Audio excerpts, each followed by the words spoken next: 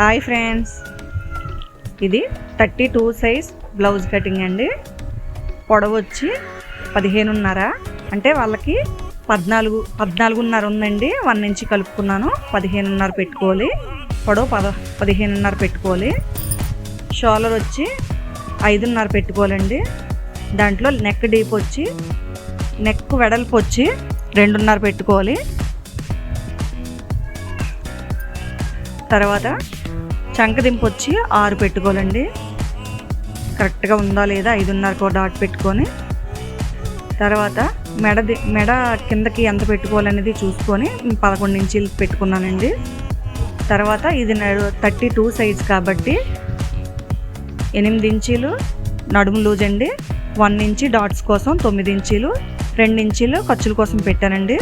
పైన కూడా చెస్ట్ కూడా సేమే వస్తుంది మనకి, అందుకని నేను చెస్ట్ దగ్గర తీసుకొని పెట్టాను.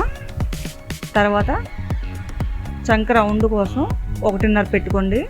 1.5 ఇంచులు అయితే కరెక్ట్గా సరిపోతుంది, రౌండ్ తిరుగుతుంది.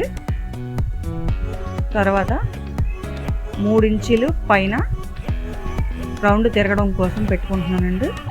పైన 3 ఇంచీల నుంచి రౌండ్ పెట్టుకుంటే కరెక్ట్గా ఉంటుంది. తర్వాత నెక్ను రౌండ్ గీసుకోవడం కోసం ఒక గీత గీసుకోండి. దాన్ని షేప్ ఇవ్వడం కోసం, రౌండ్ షేప్ ఇవ్వడం కోసం పెట్టిన తర్వాత